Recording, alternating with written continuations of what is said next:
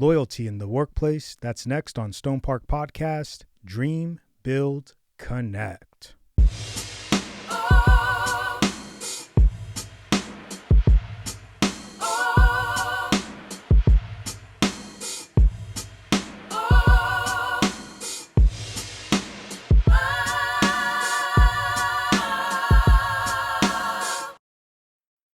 Welcome once again. I'm David, your host.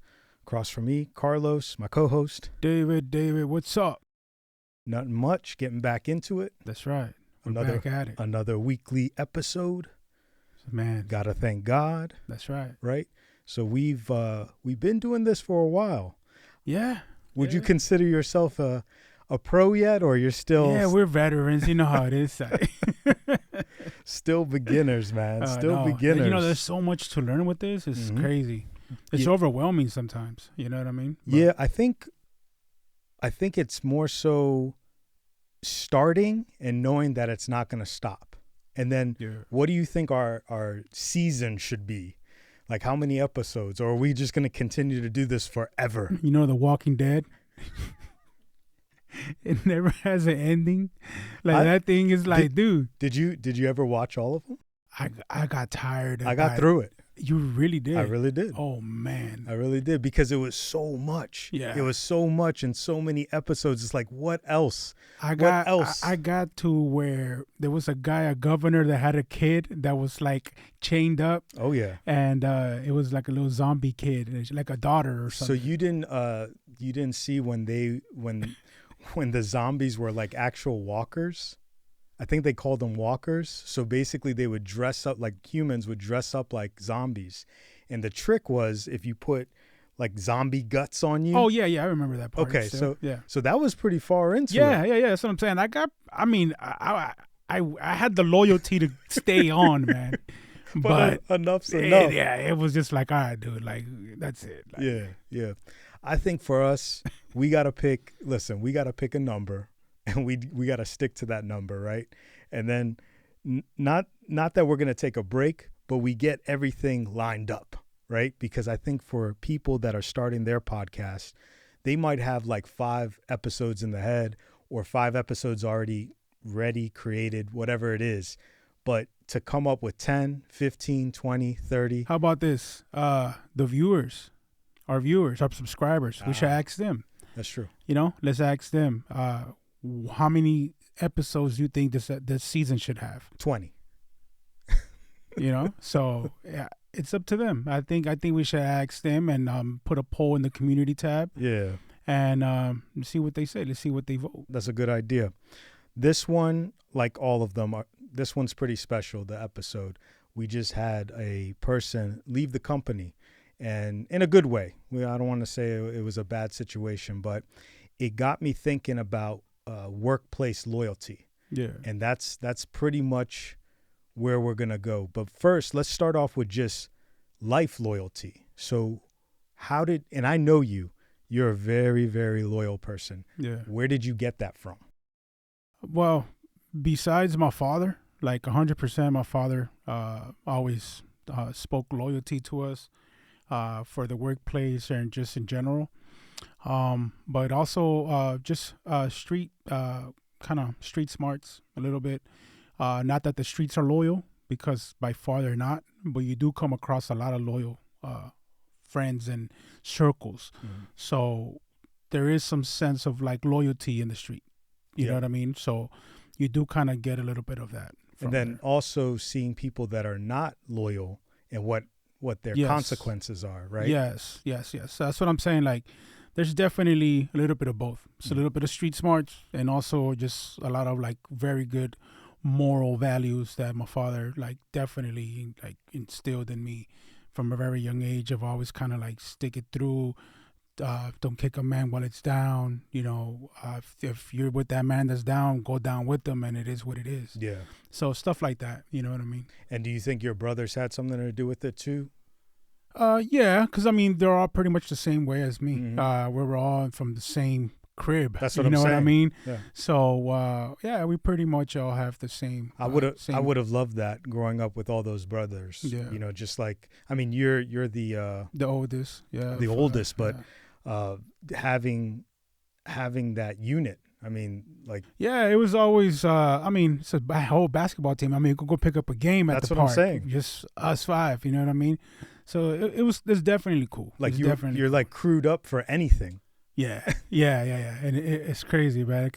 Except for a podcast. Yeah, except for a podcast. Other than that, man, I mean, yeah, they didn't want to mess with us. Like, it was just, it was a known thing. Yeah. You know what I mean? So I hear you. It was cool. It's definitely cool. For me, it would be my small family. I mean, my mom, my dad, my sister, just loyal individuals. So that's kind of like all I saw growing up. Yeah.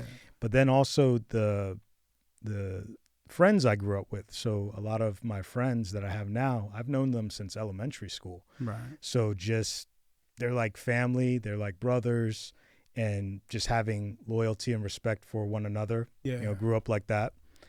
And then also my wife, I've been with her forever. You know, we grew up together.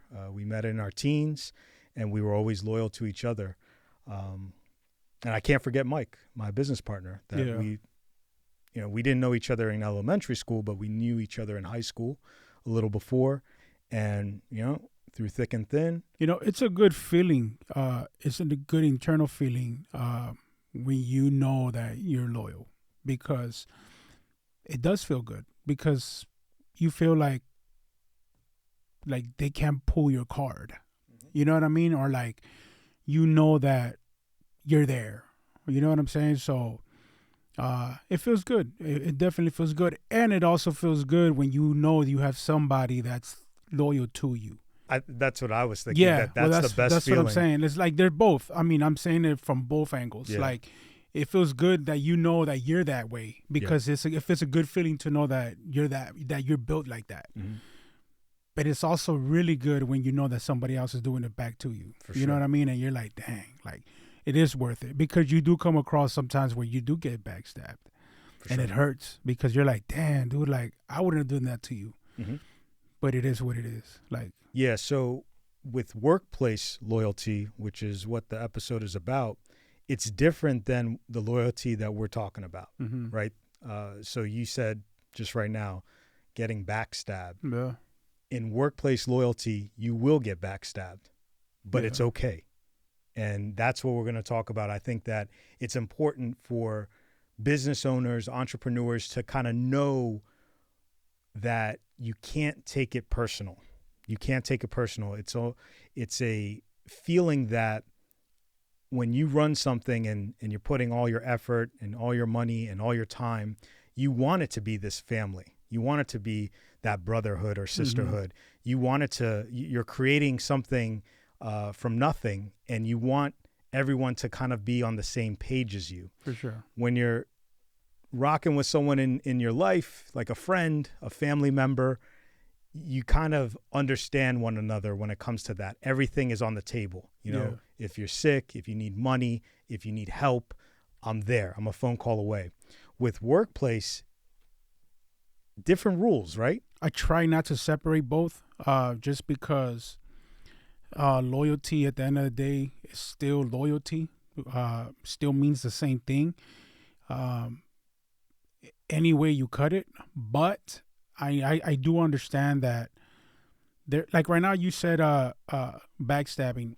I don't think I would call it backstabbing at the workplace, unless it's done in a malicious way. Mm-hmm. But it's more like just understanding people's end goals. You know what I mean? And then not being surprised. I mean, we could go back to building the team episode where we talk about, employee A or employee B, as long as you know, you shouldn't be surprised. Mm-hmm. And it wouldn't be considered a backstab, or, you know what I mean? Now, if they tell you, oh, I'll be with you forever, even though we know it's just kind of like a saying, you know what I mean? Or they tell you, oh man, I'm gonna be with you for the next 5 years. Like I commit my next 5 years to the company, and we're gonna take it to the next level. But in the next 6 months, they hit ghost on you. Now you see me, now you don't.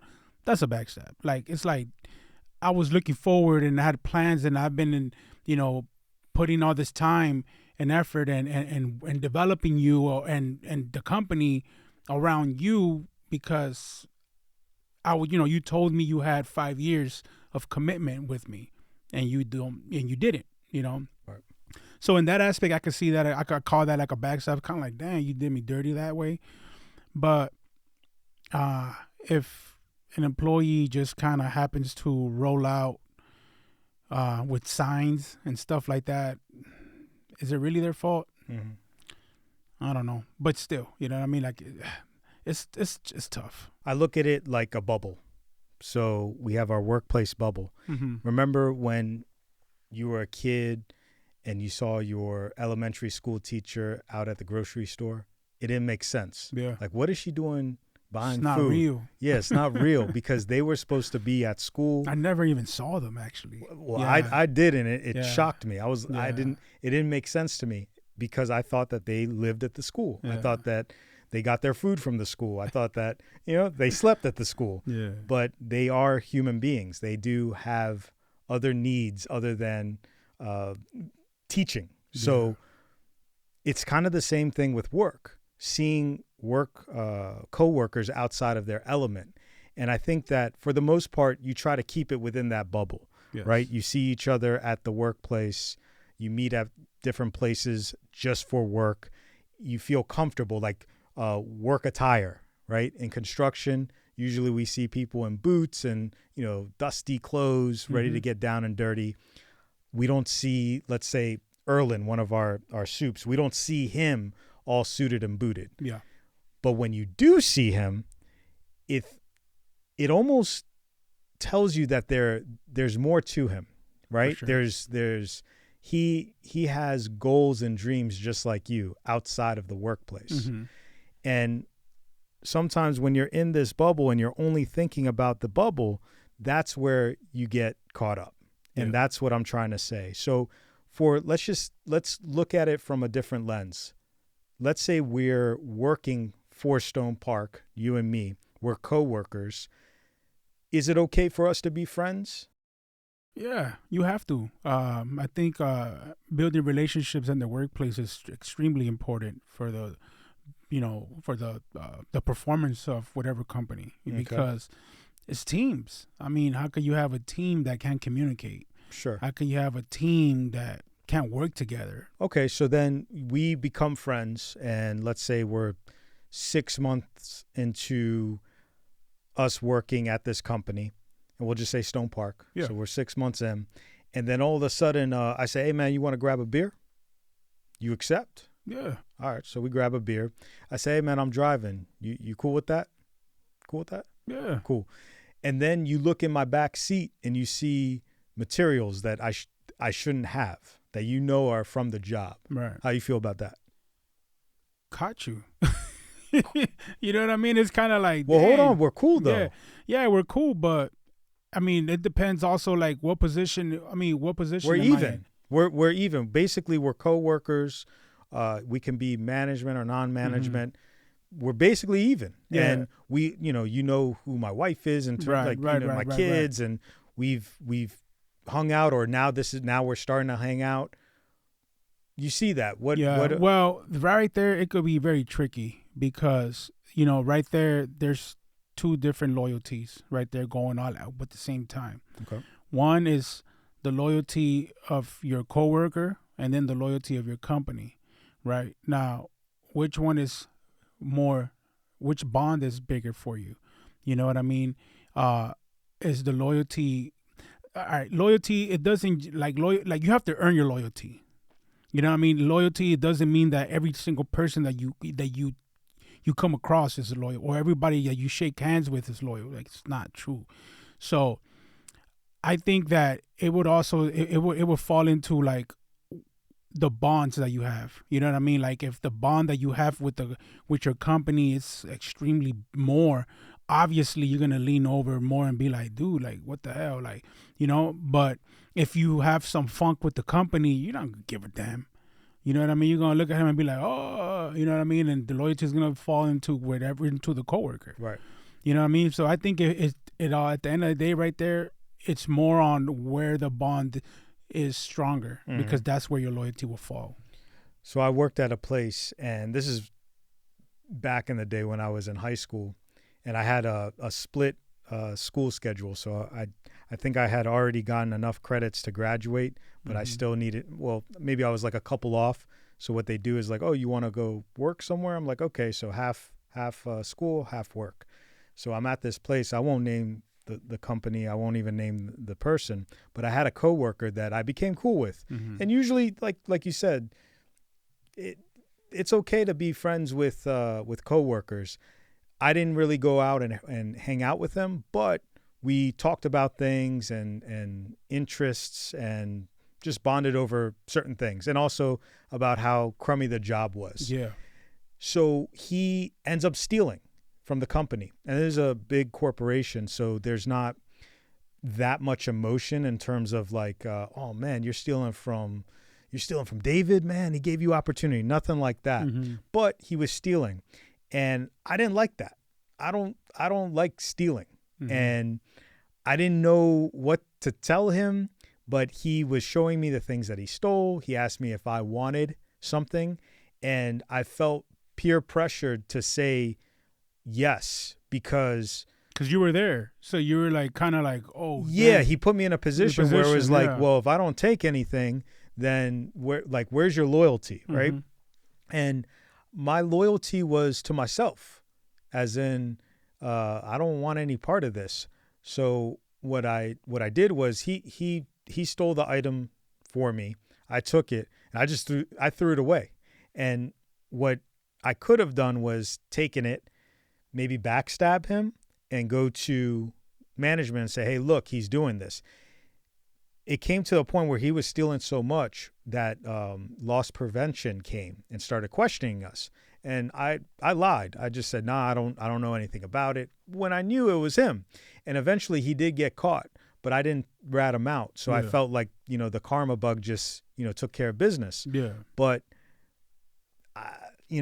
like, that's what I'm talking about, that you're kind of like bringing in who you are, but understanding that you're almost like in a fake reality. So like if we were outside of this workplace, if he showed me that, I'm like, who are you? Like, stop, like I wouldn't even engage in that.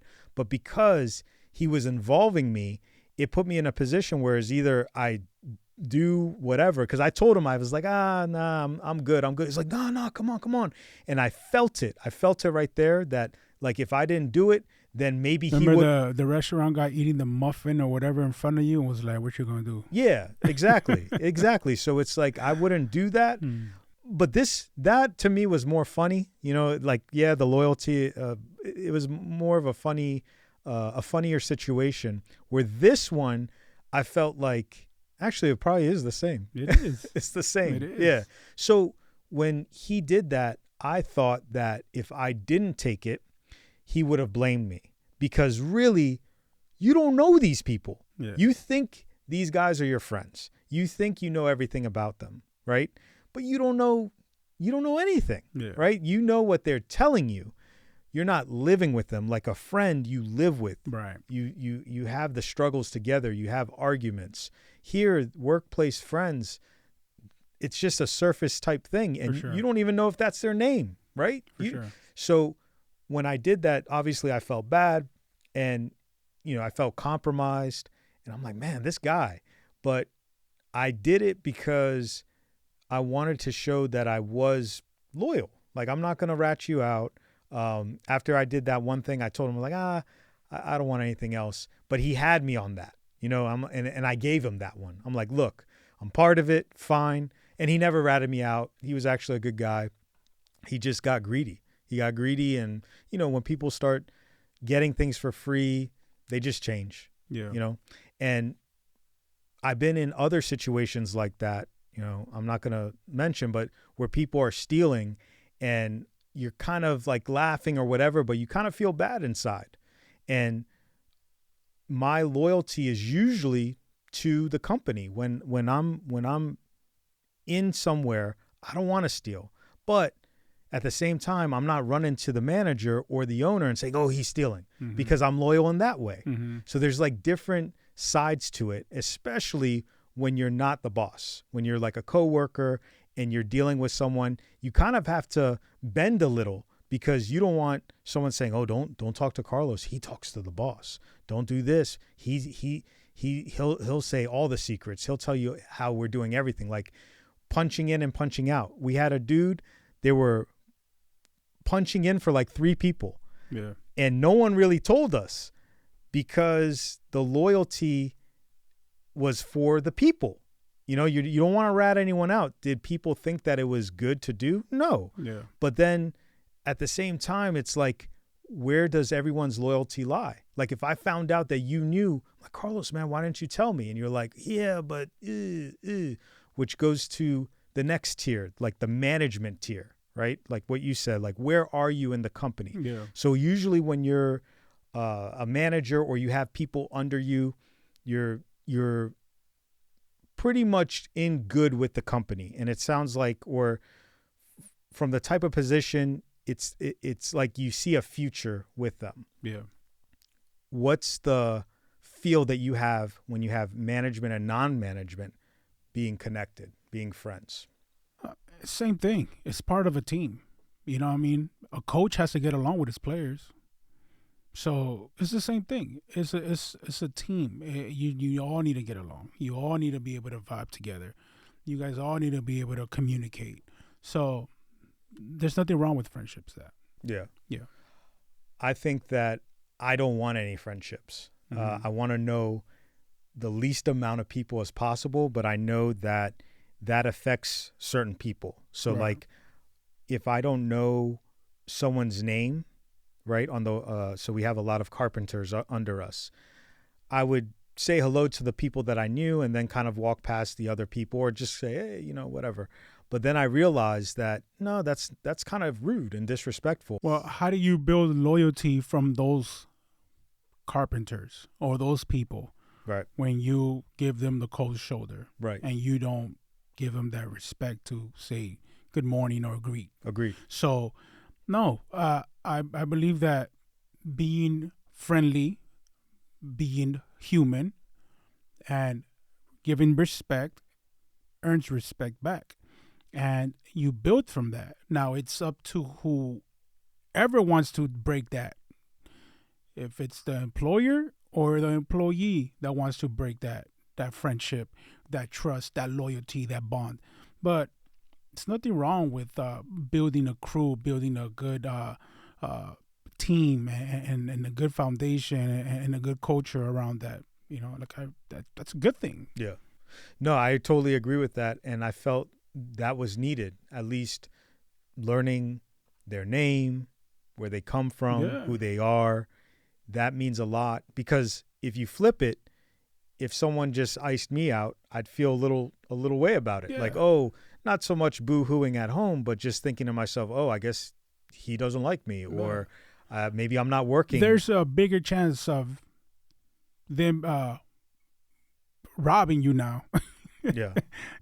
Because they don't care about you. Yeah. Because there's no connection there. No, well, we did get robbed. Multiple, yeah, I know. Multiple times. But the higher chance. Well, there you go. So that's somebody that broke that trust. Right. That broke that bond. That broke that loyalty. You know what I mean? That was on them. You know what I mean? So, you know, but there's a higher chance of that not happening when you do build that rapport. But yes, I agree. But when that happened, Mike was in control with the carpenters, and they backstabbed him in that way. Yeah. And Mike is as nice as can be when it comes to the first few months or whatever. I mean, you know Mike for a couple years, then you know he's an a-hole, but you know, like, what you get with Mike. And Mike is the type of person that is respected because he'll do the work. He's not scared to show you. He'll say how fast it needs to be. Yeah. And then he'll tell you, look, I'm only asking you to do it because half my speed. Yeah, exactly. Half my speed. Okay. Exactly. And when they see that, they respect him. But anyway, they stole crazy stuff from us. Yeah. But that's what I'm saying. Like, okay, they did that. Okay. You broke that trust. You know what I mean? But you don't know who did it. True. All right. Yeah. And then so now let's say you got 10 people and one of them straight up stole from you. And we know it was from our crew because the way they got in through a code. It had to be. I mean, they could have at least kicked down the door. They could have broke a window. They could have spray painted something, but they were like nice thieves. They were like, okay, let me make sure that everything is proper and I'm just going to take that. Yeah. And the thing that hurts is they came to work. We didn't know who it was, but just say we had 10, all 10 came back. Yeah. So what type of feeling as a boss do you feel towards these people when you're trying to put yourself out there, you're trying to learn who they are, you're trying to give respect? And that's what I'm kind of getting at. Yeah. That it's kind of like a thankless job, but needs to happen. So I don't agree with, okay, so I've had a couple bad experiences and we've talked about this before. You have bad experiences, so I'm not going to take it out on the next man or woman, but it has to be in your mind. It has to be in your mind that, hey, these people could steal from me. These people might have zero loyalty towards me. These people might think the world of me. Who knows? And you as a boss have to kind of figure that out. It's like a feeling you get. And sometimes even that feeling is wrong. So let's go back to like a perfect scenario, right? Yeah. You as a boss, you get someone to come on board and they tell you, they're like, look, these are my goals, my dreams. I want to stay with you for X amount of years. I promise I'll be loyal to you. And then after that time, we can revisit where I'm at. And then, either I go and do my own thing or I stay with you, right? That would be that's the ideal. That's the ideal, right? And and I know that doesn't happen. Yeah. I mean, for someone to promise a amount of time in just in life in general, with so many, the older you get, so many things are being thrown at you. You never know, with family, with friends, with yourself, health, whatever it is. So many things. So you can't really listen to that promise. You could feel it though, right? And you could feel whether they're being genuine or not. Good intention. Right. Yeah. So what you have to do is like, okay, so I have this person that's on board, but in the back of your mind, you have to also have this thing or this thought of, can I live or can I work without this person? Well, yeah, you should be prepared, because that's the reality. Like as an employer, it is. I mean, that's so. Let's reality. go. Let's give real examples here. So cleaning business. Yeah, I was. You took it. Look, listen. That's why, like my wife, she from 2015 to like 2020 ish, she worked by herself. Not that she 100% didn't need the help, but she did it a lot for herself. One of her main things used to always be like, well, if I have to end up doing it by myself for whatever reason, I can do it. Like, she was literally doing 3-level houses, not apartments or condos. They're all single family homes. And I got testimonials for this. You know what I mean? Like big single family homes, doing three a day, maybe 4 by herself. And the people are like, all customers to this day, they used to tell her like, man, I'm so glad that you finally got help, because you used to come here by yourself for years, by yourself. Like, so, but her thing was like, I want to make sure that if I end up having to do it by myself, I can. And that's because she's preparing herself, because of the turnover rate. It's pretty big. You know what I mean? Unfortunately. So I would say that cleaning is comparable to like the hard labor of construction, like digging, mixing concrete in the heat. I mean, it's needed, really, really, like, so essential, but it is grueling work. Yeah. And just to me, I don't even want to clean my house. So to have to go to someone else's house and not be the boss. See, Stephanie's different because that's her company, and then she chooses to do the work. I mean, she can plan out like, you know what? I want to put these people on this house and I'll do this, or I don't want to do any cleaning, or I just want to she owns it. So there's a different mentality and also motivation behind it. For sure. For her people, that's tough. And to keep them loyal and to keep them coming in and day out, that's tough. You know, that's tough. So what can we do, right, to make people like that more motivated? I don't think there is anything. Yeah, it's tough for that type of job. Yeah. For any job, I don't think there's nothing you could do if their mind is already set. I don't think if the employee has an agenda, there's nothing that you can do, and it's not your fault. So going back to your wife, she has to know that these people can leave her. Her defense is, well, if they leave, I can maybe quickly get other people, or I could do it myself. Yes. However, with our work, right, at StonePark, we can't do that. We can't function without other people. Jamal, one of our last episode, he said it best. He said, my employees are my partners. Yep. Oh, man, when he said that, I was like, man, you got to quote that up because it's so true. And he said, I can't get anywhere without them. I mean, and that's true. I can't get, look, I just take the podcast. If there is no Carlos, there is no podcast. It's done. Yeah. Like done. So it's like a partnership between us. Yeah. And that's kind of the way you have to look at all the people in your group and on your team, whether you're the boss or the manager. You have to look at everyone as important, but you also have to look at them and say, you know what? They could be gone. Yeah. And it might not have anything to do with loyalty, but let's just stick to loyalty. So I know that everyone on the team is going to have dreams and needs, right? Yeah. That's pretty like it's the basics. That's the basics. And I know that I can't control that.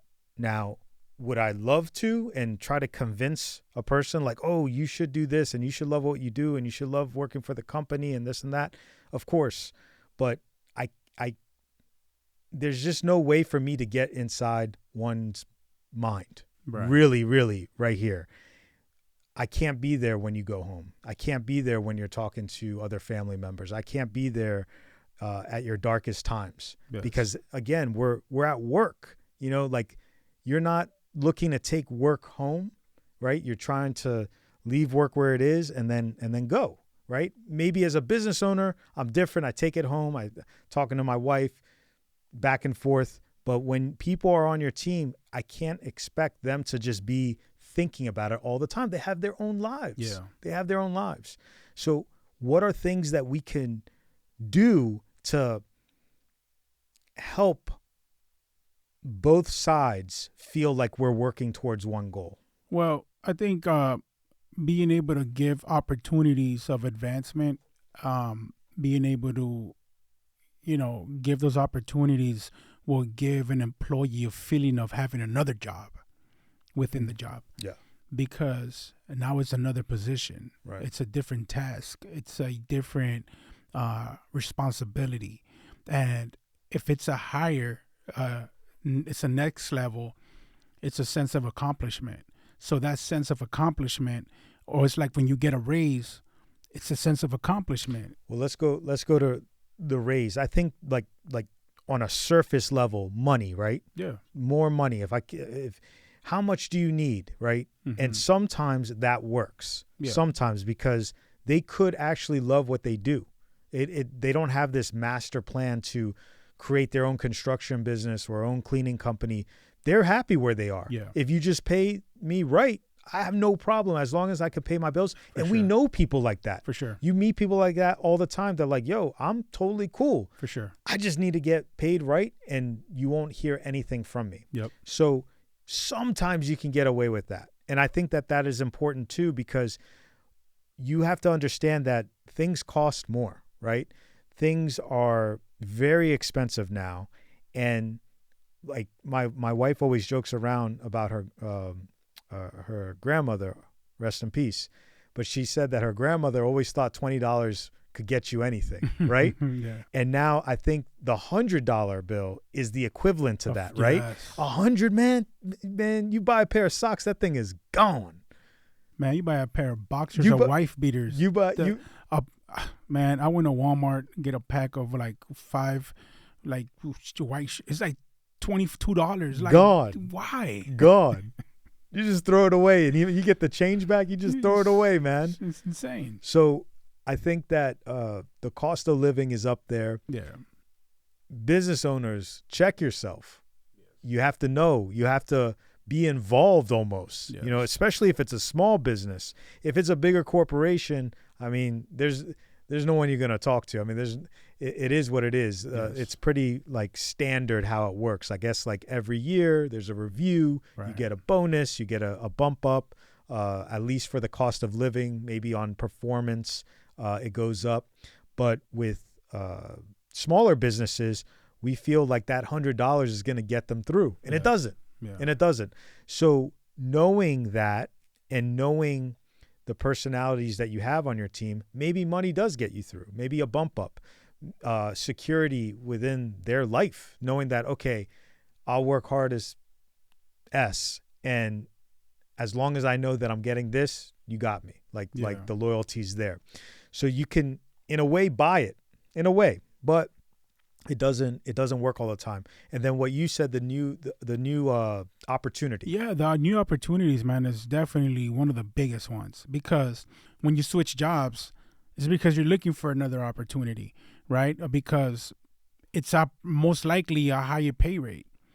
Most likely. I mean, you don't really switch jobs to make the same and start all over again somewhere. Doesn't really make sense. So we had a guy that liked to work. You know, he was down for whatever we were trying to do, but he got bored easily. Mm-hmm. So sometimes that actually backfires on you, where you give them more opportunity, and then they look at it like, I don't like that. Let me try this. Okay, we'll do this for you. This is making me bored.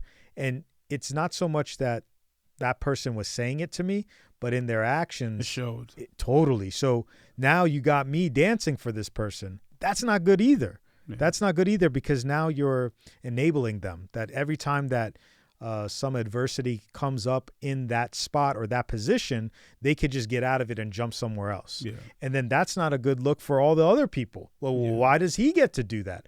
Oh, well, because he's a smart guy, and I think that he's going to do this and do that. You can't say that. Yeah. You can't say that. So you have to be mindful that, okay, I'm going to give you this new position, but it almost has to be earned. But being able to like do that, right, with a certain individual like that, and going to bat for that person, and doing everything that you would do for that.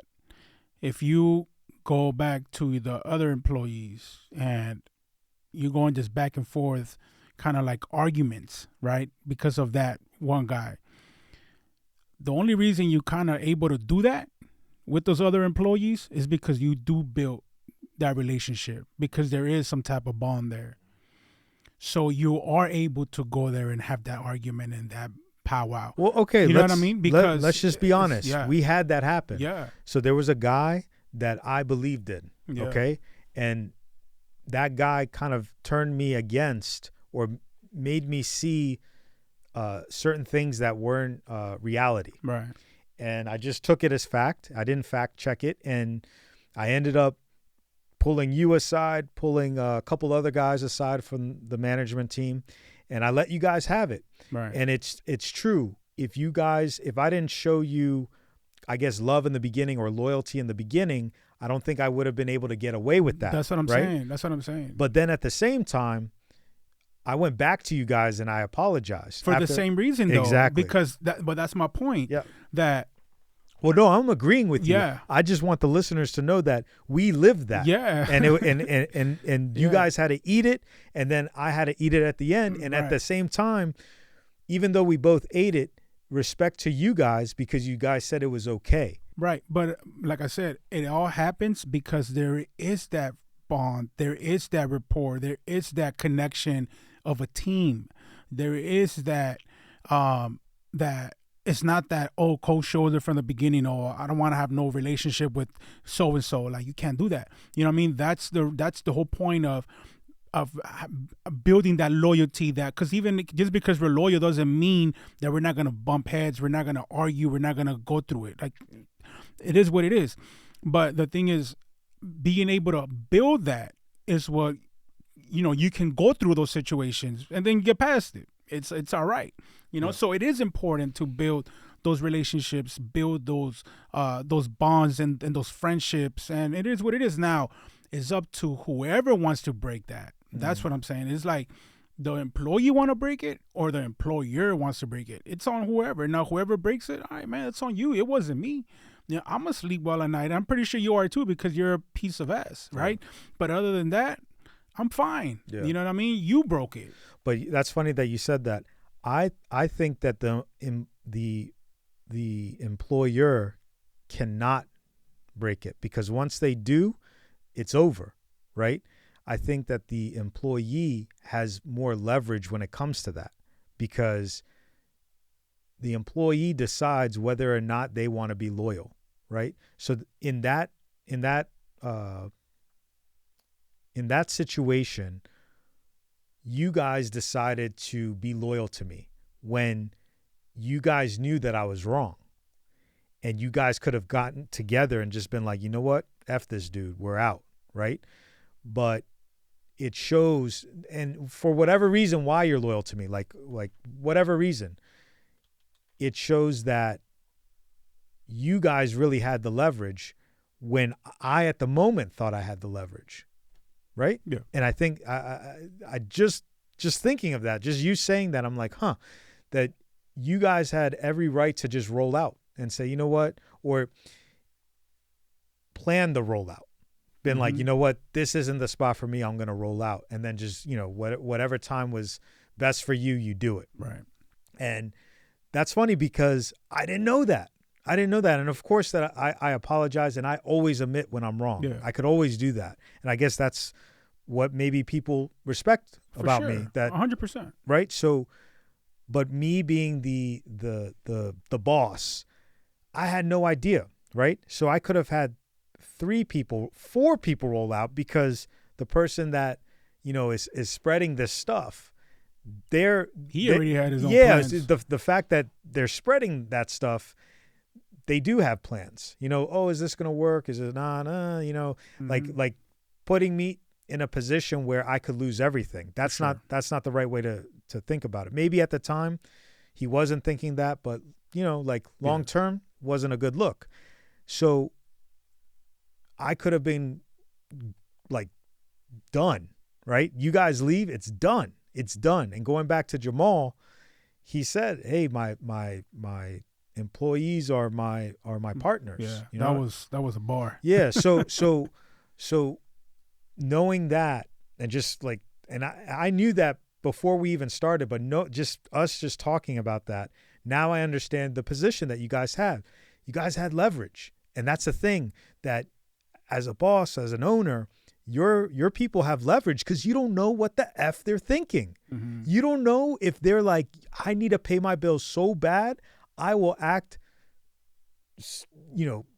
humble, loyal, respectful, whatever I need to do to get me through this year. And then after that, I am out. Yeah. Right? You just don't know that. You don't know what's going on in people's heads. But creating those new opportunities, getting back to that, that's another thing that you can, for retention.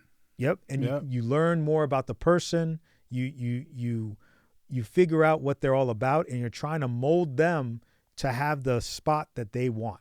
For sure. So that goes to the dreams and goals. Yes. And that's one thing that I really want to focus on as we grow the company. We need to learn our people more, our personnel more. And when we have a person, I won't name the person that left, but when we have them leave, it gives you an emptiness. You have a almost like a hole in your heart. You've been with this person for so long. Yeah. You've it's more than just Just work. Especially when they're in the inner circle. Yes. Like, you know what I mean? It's, yeah. Yeah. So, and that's what I'm trying to say, that we need to figure out a way, like there's that bubble, right? And sometimes we move past that as business owners or even as management or coworkers. You move past that. So I had a coworker that they didn't tell me that they were stealing, right? And I guess it was for my own good.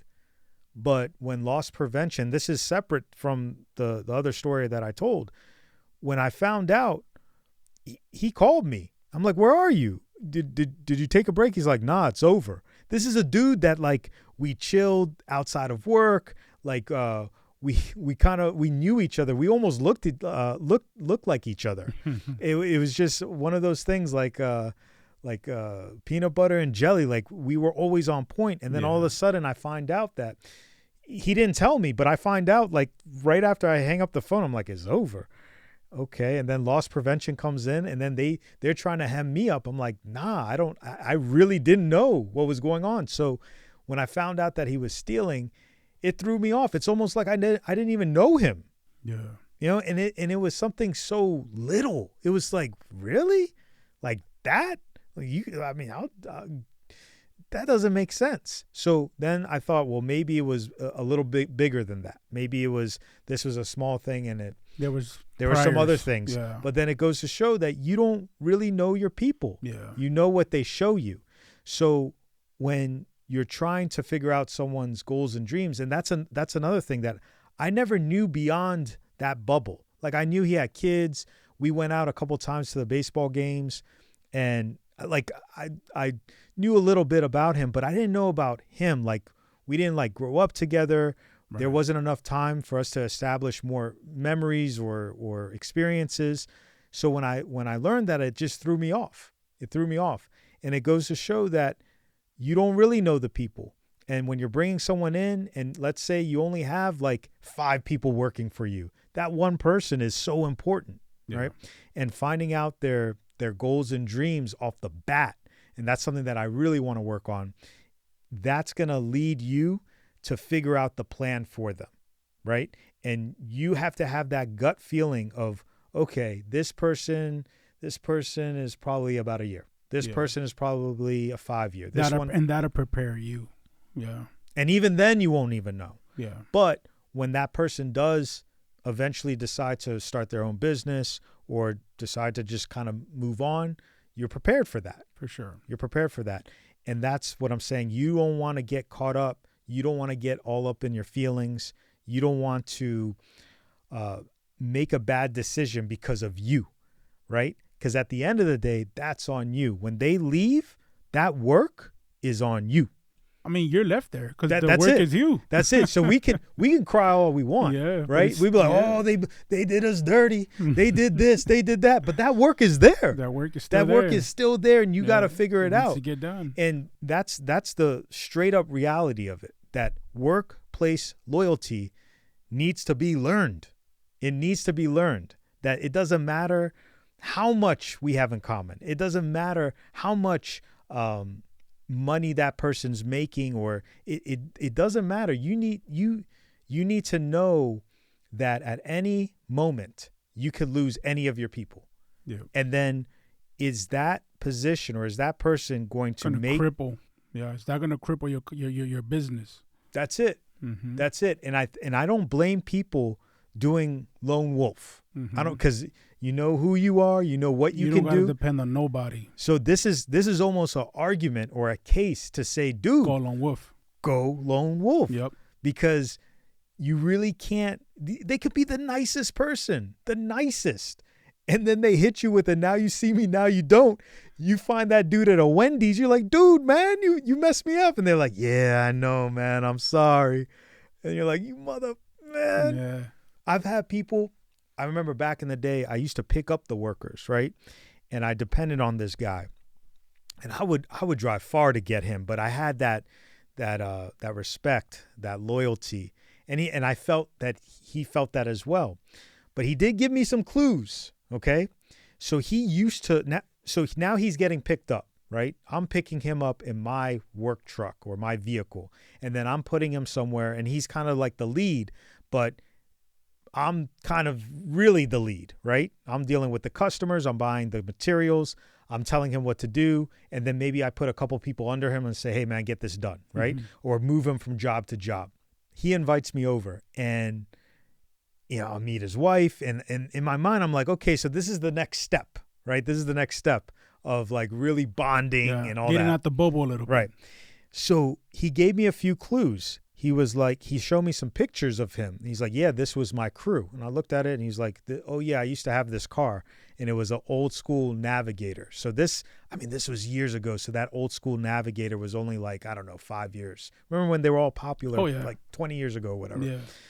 So I'm like, oh, man, you pushed that? And he's like, yeah, I had my own crew, and we did this. And he's showing me all the pictures of the big jobs. And I'm like, oh, that's awesome. But my dumbass didn't realize that he was kind of telling me something, right? Like, hey, I'm also a company, or I had a company. Oh, yeah. So then, I'm talking to his wife. He gives me, she was a great cook, and I eat, and we talk about life and all that stuff. I'm like, okay, man, so I'll pick you up tomorrow. He's like, yeah, everything's good. So maybe like a year passes, and, we're still doing the same thing, bigger jobs. I'm very dependent on him. He's really like helping me out. And I bump him up in pay. Nothing crazy, but I did bump up his pay and said, hey, man, you're totally worth it. And then I go to his house one day, and nothing. I'm knocking on the door, calling him, ghost. I like stay outside. I'm like, what's going on? And then all of a sudden his wife comes out, like 30 minutes. I'm like, hey, where's your husband? And then she was just like, looks down. And I'm like, it's cool. Just tell me the truth. What's going on? Oh, he's in Pennsylvania. I said, okay. So I texted him. I was like, hey, man, I spoke to your wife. It's all good. You're in Pennsylvania, right? And he's like, yeah. And I said, okay, well, when are you coming back? Like Pennsylvania Avenue? Nah, it was Pennsylvania, like PA, like Philly style, Dang. So, but basically I like through, me speculating and the short text and this and that, he took a job. He took a job with someone that's paying more, and then he comes back and then he calls me. So we do this dance for a little, I don't know, another year. And he does it to me again. And then he does it more frequently. And then I come to the realization that he doesn't like me. In fact, he despises me. And I learned this from someone that was working under him. And he basically told me what I was so blinded to, that here I am making money off this guy when he's looking at me and saying, man, just a few years ago, I was making way more money, and I was making more money than David, because David's not doing any of the physical work. I was out there with the crew. And when I heard that, it obviously it shocked me, but it hurt me, because I looked at him like almost like family. But no, like think of it. I'm benefiting from pretty much everything. Just because I pick him up, just because I pay him, just because I say that he's a good worker, or I bump him up a few dollars here and there, don't mean anything. It doesn't mean anything. And that was a valuable lesson for me, because I said to myself, like people have dreams. People have expectations for themselves. For them to be in my car, getting picked up at 6 a.m. to get thrown around in a job, for me to dictate their food, when they go home, this and that. I wouldn't like that. I thought he liked that, but stepping back and saying to myself, you know what? He was showing me that. He was showing me the signs when he said, hey, I run my own crew, and that was like a big sign for me on knowing and understanding people, that they're telling you stuff. And if you're too far in the clouds with your own business and problems, which rightfully so. Yeah, I mean, for sure. You're like to own a business is such a big deal. Like people don't get, if you don't own your own business, you just will never get it, that there's so much pressure. But then you got to deal with this dude's pressure. But the funny thing is if you don't have this dude, there's no pressure to be had because the business is done. Yeah. Right? So let's go to signs, right? We love signs, right? What signs are you picking up on where you know, like, this is a situation where I'm going to have to look for someone else, or I'm going to have to dance for this person? What can we... One of the biggest signs I think that are very visible are the interest that they show on whatever certain project that's going on. When they don't really show that they care much anymore, it's so obvious. It's so obvious in conversation. They're so, upbeat about something or previous jobs and everything, right? And everything is just so like, good. And even when times were bad or arguments or whatever, it was still upbeat. It was still kind of like good vibe no matter what. And then you start getting more of a dead answer, more of kind of like, whatever. Or in the performance is also kind of like showing like it's slacking. All that is just shows like the interest is not there no more. Like the energy is not there no more. So where's that energy being, placed at? It's not here. So most likely his energy has kind of like shifted. Like a favor. Yeah. Yeah, that's what I feel like. Them showing up, even with that guy that I just mentioned, when I got him at the job, it felt like a favor. And that's what subcontractors do, right? So a subcontractor, they have multiple jobs, right? And they're just picking and choosing where they got to get paid today, right? How much work do they need to do in order to get that check? And they're telling you, oh, I'll be there. And you're waiting. No, right. Don't show. Next day, don't show. I'll be there. Don't show. Right to the last moment where you're crying out of fear and anger. They do the favor. They come, they show up. Like our boy Panchi will come like he's on a white horse galloping towards us. And this dude has caused so much destruction, right? But he comes and he pulls through. And what happens? We praise them. Right? Because they did that favor. Right. And with you should never feel that with people working for you, like really your unit. Subs are different. They're like a whole different entity. Your unit, but they're still getting paid too, though. They're still getting paid, but who are we talking about? Just because you said except subs. Yeah, but subs are like subs are just funny. I mean, they're in a I mean, I know what you're saying because they're bosses too, right? Yeah. But they're also getting paid. They're getting paid, but so they are bosses, but the loyalty, you're still boss. But the loyalty isn't there. Their loyalty is from the check. Where are they going to get paid? Because what's more important? Eating or having David's plumbing done? But going back to Panchi, he's been there in situations where he's shown that loyalty, and we've reciprocated by keeping him on board. So for all his flaws and the F-ups that he's done, we keep him because we have that loyalty. So even with partnerships and subs, it's there, right? But I'm talking about your team, the people that you see on a regular. If you feel like your teammate is like doing you a favor and you're like, whoa, like this is part of your jam here. Like what's going on? That's a red flag, right? Sense of entitlement. That's a red flag, that's right? Another one, right? Yeah. It's just like, and you mentioned this already. The feeling isn't there. There's something that's not right, and maybe it's a bad day, right? But if it's consistently there, if it's consistent, that's what I'm mostly talking about. I'm not saying the energy on a one-time basis.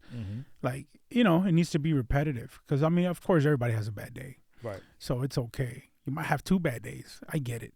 But, there's a certain, sign that you're just kind of like, all right, your energy is not here no more. Yeah.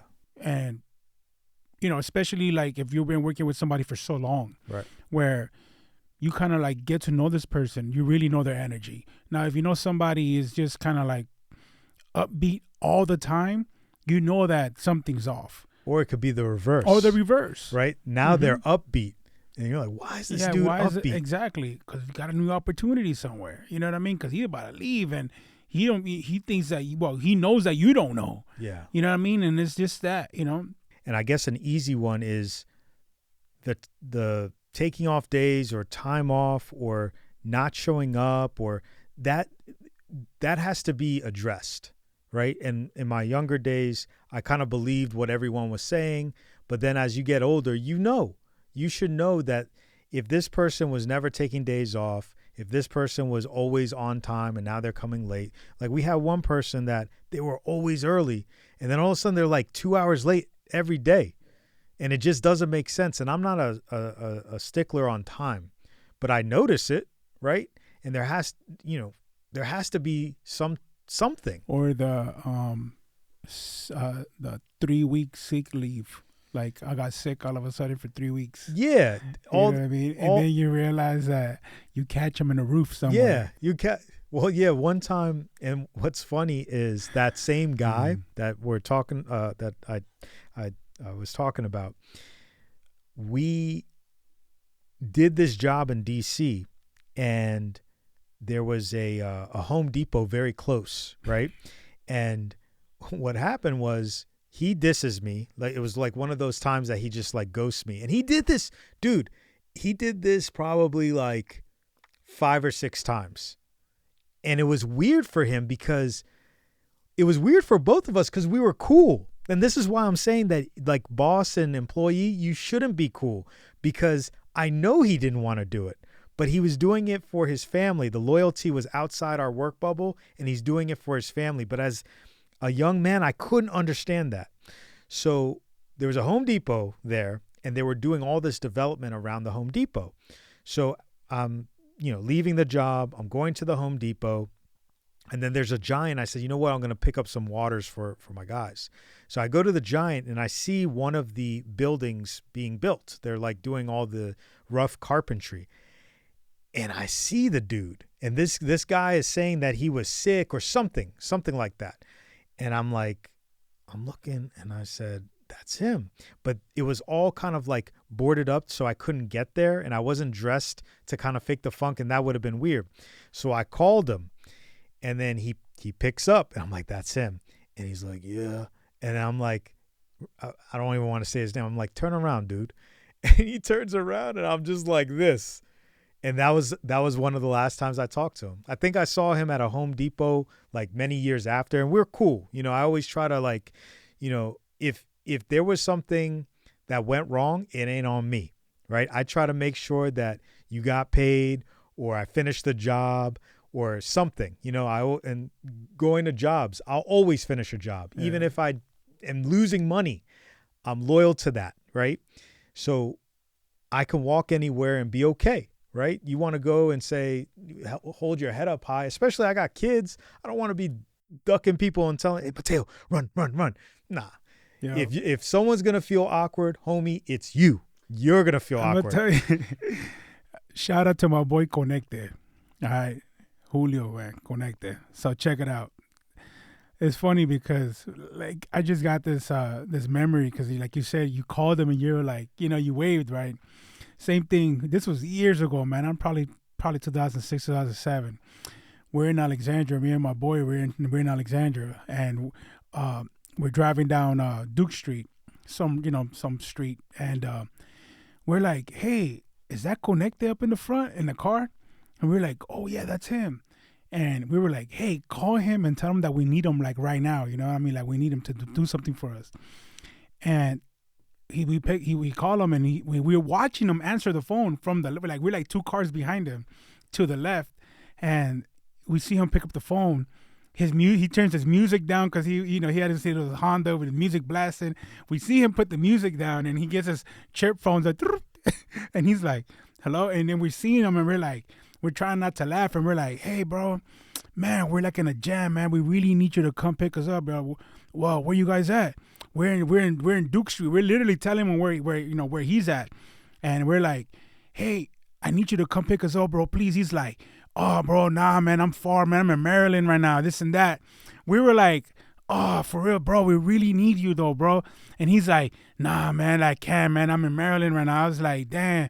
And we were like, all right, cool, bro, no problem. And we were like, oh, you liar, right? And then we were like, speed up. And I speed up. And then we get to the side of him. We're like, we start flipping off. We're like, you little liar.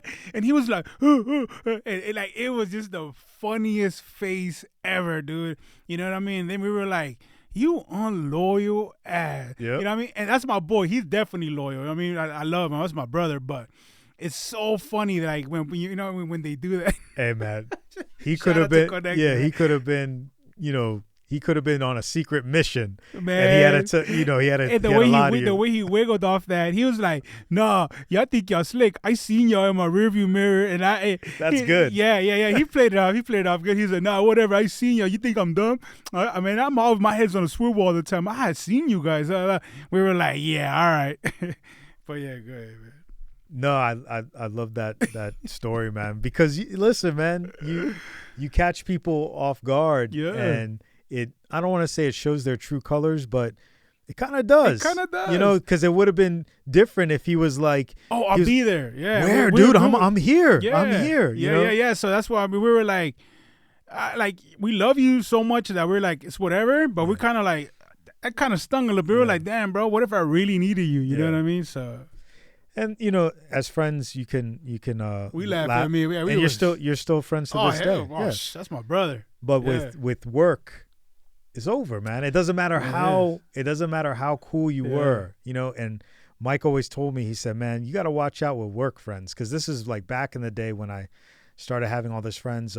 Panama was a big work friend at UPS, and it was. Panama was a cool dude, man. He was older than me.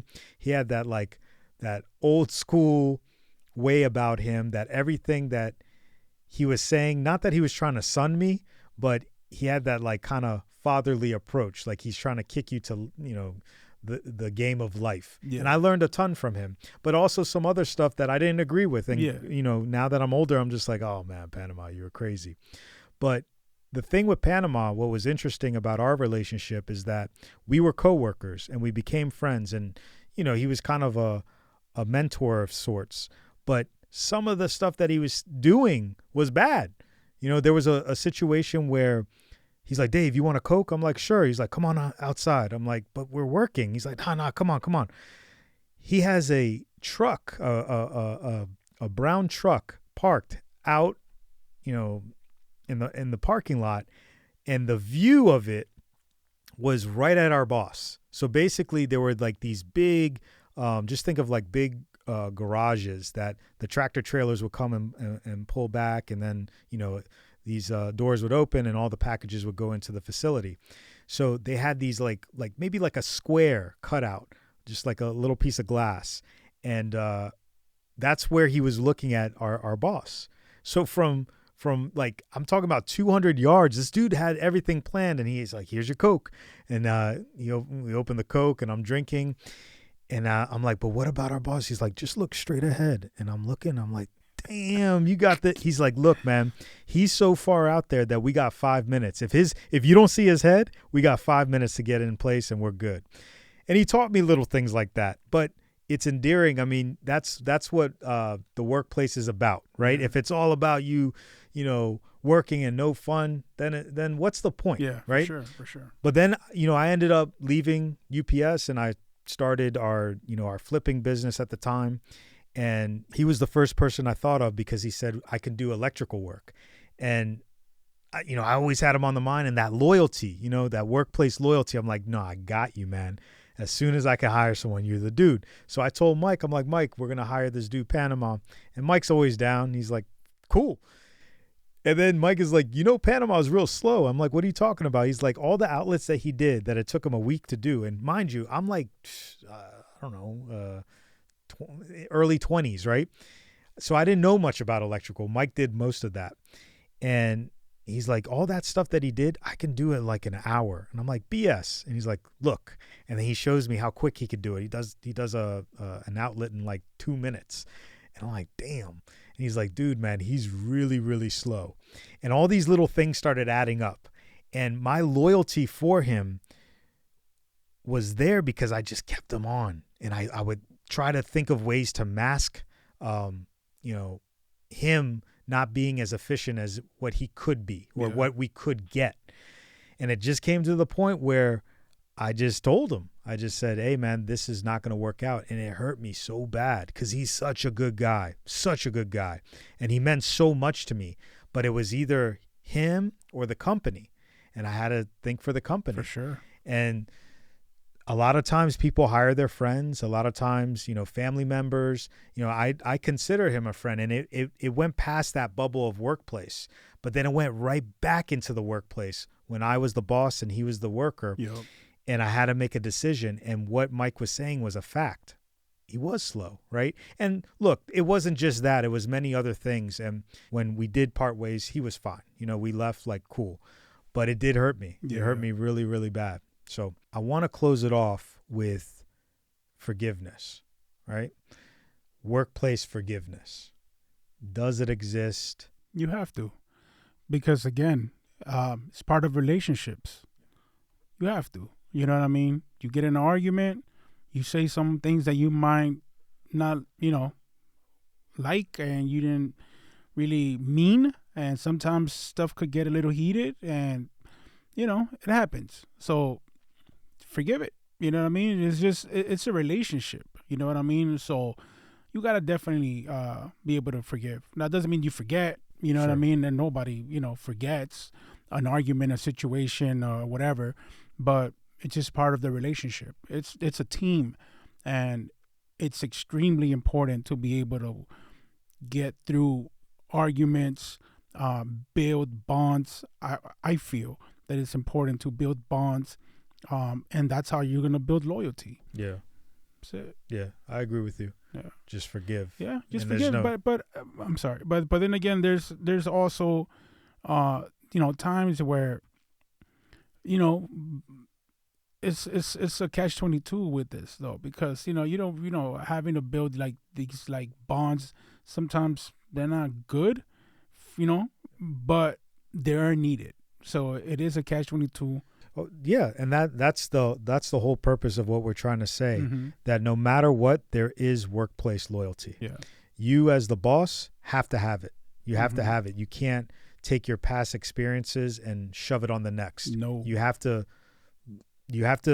give those workers the leverage, right? Mm-hmm. And then the trick is that you have to figure out when is it time to start looking elsewhere, or what can you do to promote motivation? That's on you. That's right. But you should never be disrespectful or unloyal to any of your workers. That's The workers, on the other hand, they can do whatever they want. They can put a mask on, right? They could tell you anything, that you want to hear. That's it, Yeah. right? And then they're the ones that are ultimately making the moves. You as the boss have to see what moves they're making, predict their moves, or get closer with them to understand them more, to try to be involved with those moves. For sure. That's it. But really, you really don't know. Yeah. And no one is wrong. And that's why I think forgiveness is supposed to be there, because why would I get mad for a person that's going to start their own construction company? They might say, you know what? I like what Dave's doing. He's developing properties. He's doing construction projects, whatever I'm doing. They might like that. I should look at that as a compliment. Well, we look at it in the beginning, we're like, oh, no, don't do that. You almost want them not to have those dreams. But I think you've mentioned this before, for the company, right? Here, you explain that. Yeah. So when it comes to that, like I told you, just kind of like behind the scenes, that we've had this conversation. Like I said, I break this down in two different ways, right? Like I separate it from us as people, as humans, with emotion, with feelings, with care, with morals, with everything you want to call it. And then you have the it, right? The building, the establishment, the name, the company, the thing, right? So the it, the company, the name, the establishment doesn't care about you at all. It just wants production. It just wants somebody that's going to run it. They don't give a damn who it is. On the other hand, you as the person with the emotion, with the feeling, with everything, you want your people to do good because it's a natural feeling to be like, oh man, so-and-so started a company. Man, that's awesome. Good for you. That's natural. That's normal for you to feel that. That's your emotion. But is that a benefit? Is that helping the establishment, the building, the name, the company? Nah. The company wants the employee to not have dreams, to not have wants and needs. Well, the only need that the company needs is for you to need it. You know what I'm saying? Because that's the only way the company's going to always retain you. They don't want you to have nothing. But that's the company. That's the it's that doesn't have nothing. Like, that's just the table talking. But the table's not the owner. It's actually people that care. So because you have that, and it's a natural thing, that's where the catch-22 is, that you're talking as the it. You're the representative of that it, but you're also having emotion, and that emotion is what's like, man, I'm glad that you want to be better. I'm glad that you want to have that company. I'm glad that you're doing well. I'm glad that you found a better job that pays you more than I pay you. But the it that I represent, that it that I come from, that it that's me, doesn't want that. And that's the battle that is like, it's hard, man. But if you step out of your own shoes and you talk as the it, oh, that it is cold, man. That it don't give a damn about nothing. It's like no feelings. It's literally like this toy, like it's nothing. You know what I mean? Like nothing. But that's the it. It's not being ran by just nothing. It's being ran by people, and people with feelings. You know what I mean? And that's why this is what it is. Like it's tough, because when certain employees do that to the company feels it. What feels it is the people that's running it. Yeah. The it don't give a damn. The it is like, whatever. Bring the next one in. Yeah. You know what I mean? And it sucks, man. Like it's definitely tough. You know what I mean? But as a company owner myself, like I see this, like, and I think to myself, like, damn, man, the it don't care not even about me, because if I'm not here, the it Royal Cleaning's gonna be like, all right, well, who's gonna run me though?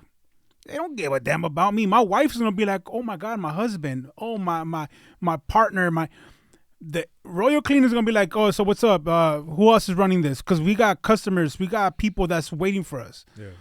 Oh, I guess we're shutting down. All right, cool. Well, that was the end of me, and that's it. You know what I mean? But the body, the feeling, the emotion of who's running the it, man, that's where it collides, man. You know, so that's my little rant. Well said. I'm just going to end it there. If you are interested in following us, you could do so at StonePark Podcast. We're on all social platforms. If you want to connect with us directly, we have an email set up, connect@stonepark.com. Carlos, until next time, let's dream, build, connect.